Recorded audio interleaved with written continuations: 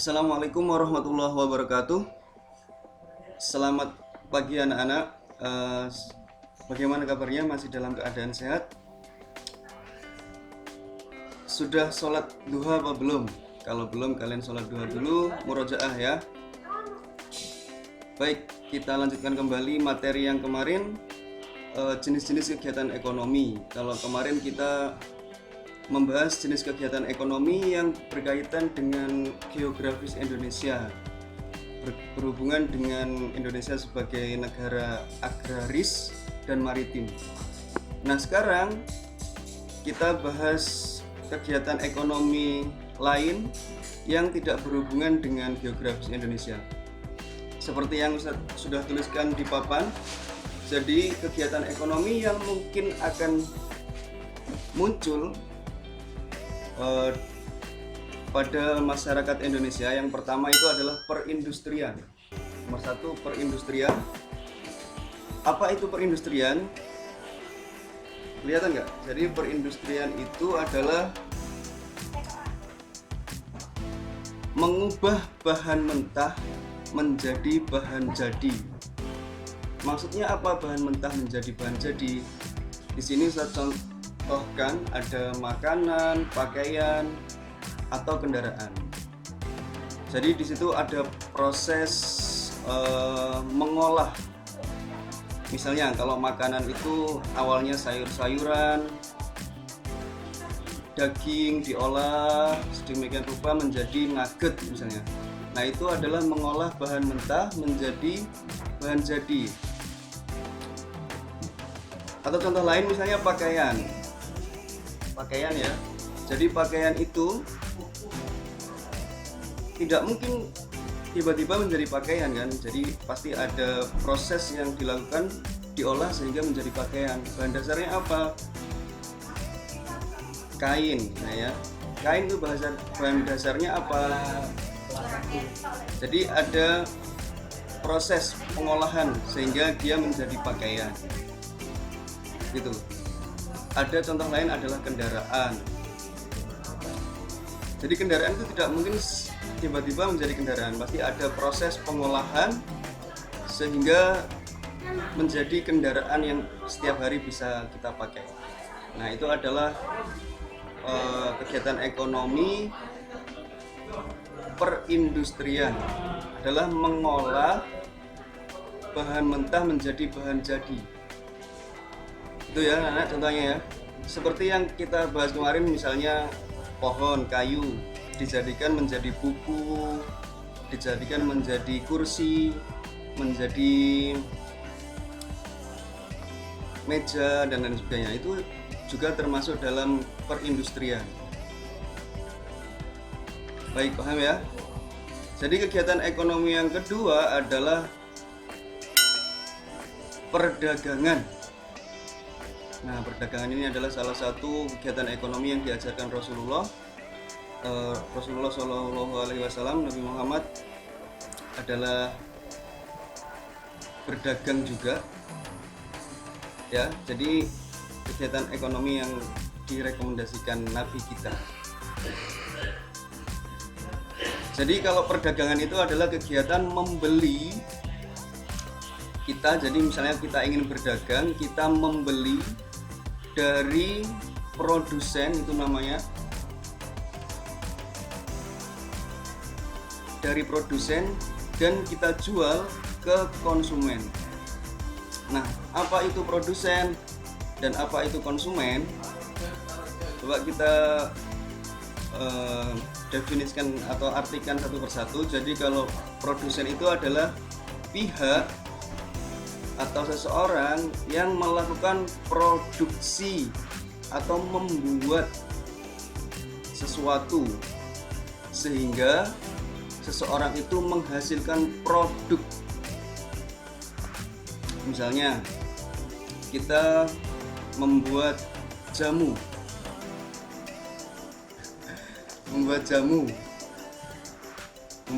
dari kunyit, kencur misalnya ya, jahe dan lain-lain, kita olah menjadi jamu herbal.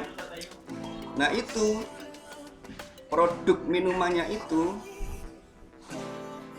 kan menjadi produk ya. Jadi nah, mereka orang yang membuat itu adalah namanya produsen yang membuat produk.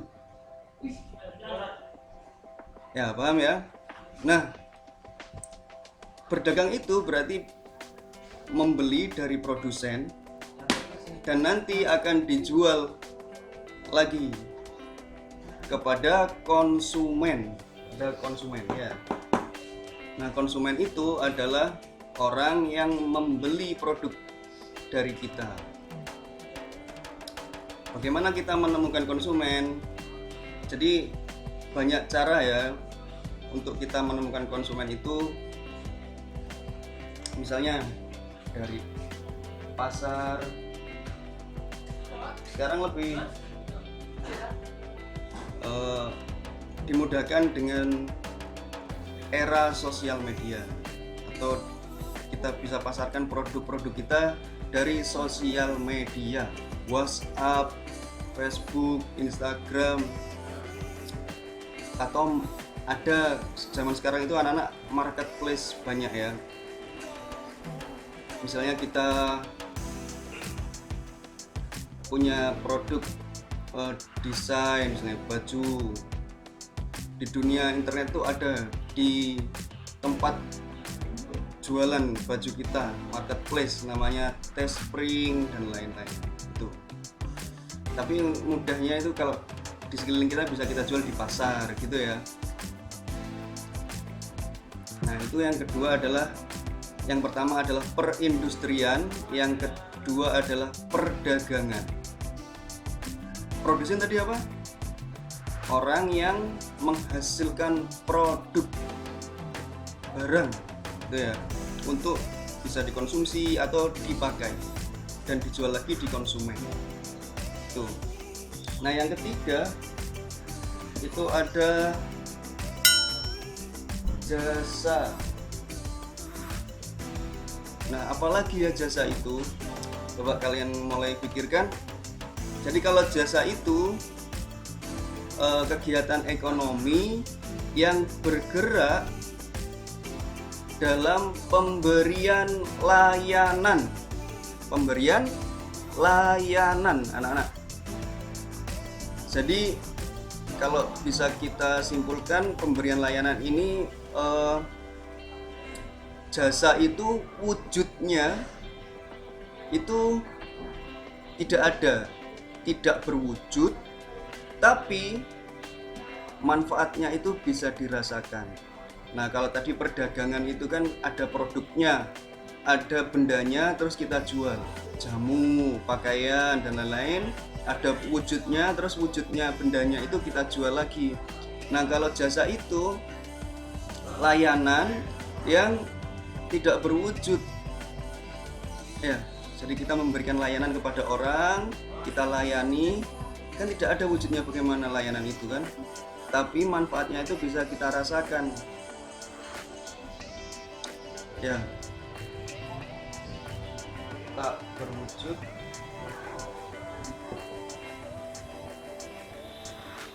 dirasakan ya. Jadi seperti tidak mempunyai wujud, benda tidak berwujud, tapi manfaatnya bisa dirasakan.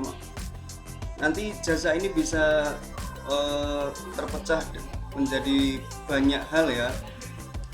Di bidang misalnya kesehatan,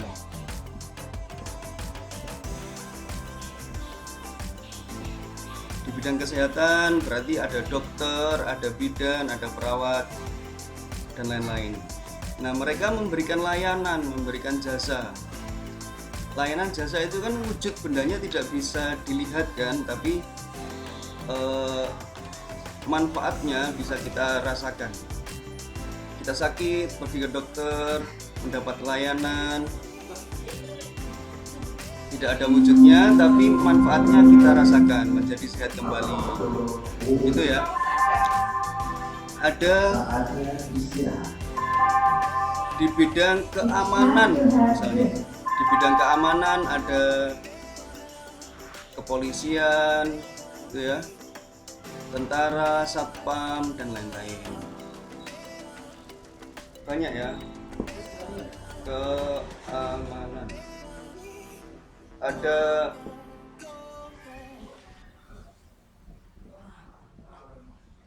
pendidikan, maaf, ini kesehatan, keamanan, pendidikan. Keamanan tadi kita sebutkan misalnya satpam, polisi, tentara, dan aparatur negara yang lain misalnya ya, yang memberikan keamanan kepada kita semua rakyat Indonesia.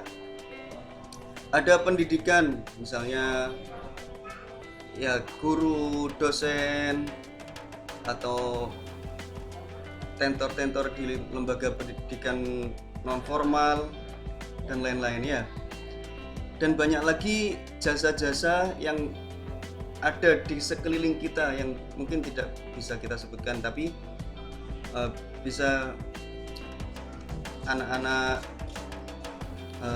ketahui bersama. Misalnya ada jasa banyak ya, jasa transportasi, jasa mengantarkan anak sekolah itu misalnya ya, jasa transportasi, atau jasa laundry dan lain sebagainya ya.